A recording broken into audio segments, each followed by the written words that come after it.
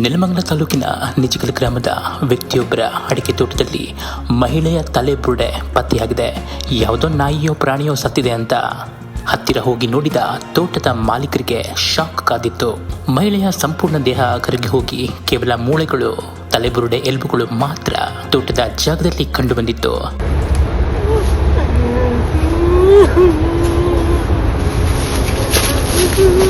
ಹೇಳಿ ಸರ್, ಏನಾಯ್ತು, ಹೆಂಗೆ ಗೊತ್ತಾಯ್ತು? ಇದು ನಮ್ಮ ತೋಟ, ನಮ್ಮ ಪಕ್ಕದ ತೋಟದಲ್ಲಿ ಒಂದು 15-20 ದಿನದಿಂದ ಸ್ಮೆಲ್ ಬರ್ತಾಯಿತ್ತು.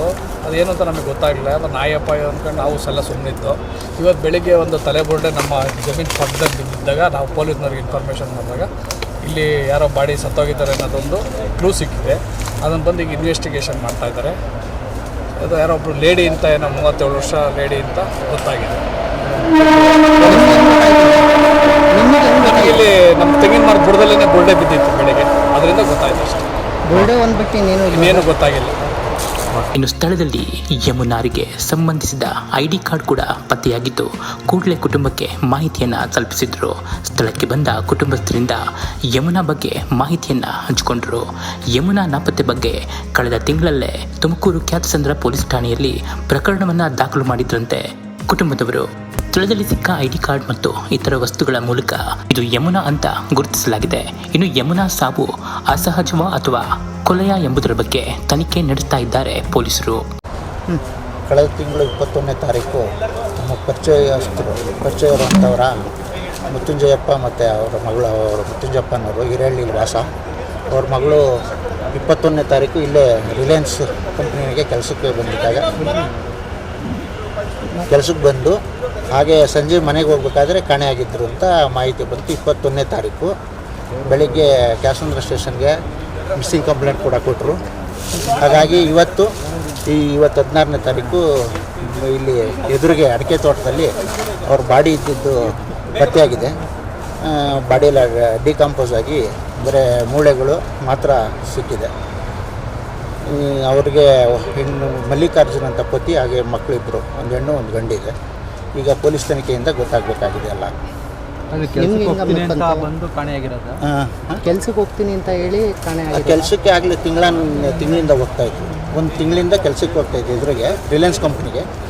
ಕೆಲಸ ಮುಗಿಸ್ಕೊಂಡು ಅವರ ತಂದೆ ಹೇಳಿದ್ದು ಮತ್ತು ಮಕ್ಕಳೇ ಹೇಳಿದ್ದು ಕೆಲಸ ಮುಗಿಸ್ಕೊಂಡು ಬರ್ತಾಯಿದ್ದೀನಿ ಅಂತ ಫೋನ್ ಮಾಡಿ, ಆಮೇಲೆ ನಂತರ ಫೋನ್ ಸ್ವಿಚ್ ಆಫ್ ಆಗಿತ್ತು ಅಂತ ಮಕ್ಕಳು ಹೇಳ್ತಾ ಇದ್ದಾರೆ.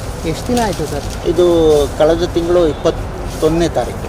ಹಾಗಾಗಿ ಇವತ್ತು ಅವ್ರ ಹಸ್ಬೆಂಡ್ ಬಂದಿದ್ರು ಅಂತ ಕೇಳ್ಬಿಟ್ಟು ಏನಂದರು? ಬಂದು ಅವರು ಆ್ಯಕ್ಚುಲಿ ಬೇರೆ ಯಾವುದೋ ಊರಿಗೆ ಕೆಲಸಕ್ಕೆ ಹೋಗಿದ್ರಂತೆ. ಬಂದು ಇದನ್ನು ನೋಡಿ ಅವರು ಮೂರ್ಛೆ ಹೋದರು, ಅನ್ಕಾನ್ಷಿಯಸ್ ಆಗಿದ್ದರು. ಈಗ ಚೇತರಿಸ್ಕೊಂಡಿದ್ದಾರೆ. ಈಗ ಅವ್ರ ಕಡೆಯಿಂದ ಮಾಹಿತಿನ ತಗೋಬೇಕು. ನೀವು ಕೂಡ ನಮ್ಮ ಪೊಲೀಸ್ ಇಲಾಖೆ ತಗೋಬೇಕು. ಪ್ರಕರಣಕ್ಕೆ ಸಂಬಂಧಿಸಿದಂತೆ ಡಾಬಸ್ಪೇಟೆ ಪೊಲೀಸ್ ಠಾಣೆಯಲ್ಲಿ ಪ್ರಕರಣ ದಾಖಲಾಗಿದೆ. ಸೂಕ್ತ ತನಿಖೆಯನ್ನು ನಡೆಸಿ ಹೆಚ್ಚಿನ ಮಾಹಿತಿಯನ್ನು ತಿಳಿಸಲಾಗುತ್ತೆ ಅಂತ ಪೊಲೀಸ್ ವರಿಷ್ಠಾಧಿಕಾರಿಗಳು ತಿಳಿಸಿದರು. ಬೆಂಗಳೂರು ಗ್ರಾಮಾಂತರ ಜಿಲ್ಲೆ ದಾಬಸ್ಪೇಟೆ ಪೊಲೀಸ್ ಠಾಣೆ ವ್ಯಾಪ್ತಿ ಒಳಗಡೆ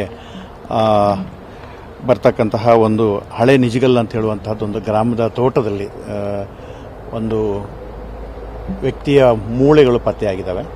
ಅದರಲ್ಲಿ ಒಂದು ಸ್ಕಲ್ ಸಿಕ್ಕಿದೆ ಮತ್ತು ಕೈಗೆ ಮತ್ತು ಕಾಲಿಗೆ ಸಂಬಂಧಪಟ್ಟಂಥ ಕೆಲವು ಮೂಳೆ ಪೀಸ್ಗಳು ಮಾತ್ರ ಸಿಕ್ಕಿದ್ದಾವೆ, ಫುಲ್ ಬಾಡಿ ಸಿಕ್ಕಿಲ್ಲ.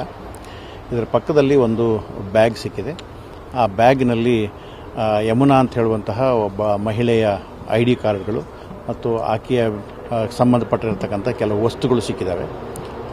ಆ ವಿಳಾಸದ ಆಧಾರದ ಮೇರೆಗೆ ನಾವು ಕಳಿಸಿದಾಗ, ಅವರ ಕುಟುಂಬದವ್ರನ್ನ ಕರೆಸಿದಾಗ ಅವರು ಅದನ್ನು ಐಡೆಂಟಿಫೈ ಮಾಡಿದ್ದಾರೆ. ಈಗ ಯಮುನಾ ಯಾಕೆ ಇಲ್ಲಿಗೆ ಬಂದಿದ್ಲು, ಯಾಕೆ ಡೆತ್ ಆಗಿದ್ದಾಳೆ ಅಂತ ಹೇಳೋದ್ರ ಬಗ್ಗೆ ನಾವೀಗ ತನಿಖೆ ಮಾಡ್ತಾ ಇದ್ದೀವಿ. ಈಗಾಗಲೇ 22ನೇ ತಾರೀಕಿನ ದಿವಸ ತುಮಕೂರು ಜಿಲ್ಲೆಯ ಕ್ಯಾತ್ಸಂದ್ರ ಪೊಲೀಸ್ ಸ್ಟೇಷನ್ನಲ್ಲಿ ಯಮುನಾ ಅನ್ನುವಂತಹ ಒಬ್ಬ ಲೇಡಿ ಕಾಣೆಯಾಗಿದ್ದಾಳೆ ಅಂತ ಹೇಳುವಂಥದ್ದೊಂದು ಪ್ರಕರಣ ಕೂಡ ದಾಖಲಾಗಿತ್ತು. ಈ ಬಗ್ಗೆ ನಾವು ತುಮಕೂರು ಪೊಲೀಸರಿಗೂ ಕೂಡ ಮಾಹಿತಿಯನ್ನು ಕೊಟ್ಟಿದ್ದೀವಿ. ಅವರು ಕೂಡ ಸ್ಥಳಕ್ಕೆ ಬರ್ತಾ ಇದ್ದಾರೆ. ಸೊ ಮುಂದಿನ ತನಿಖೆ ನಡೀತಾ ಇದೆ.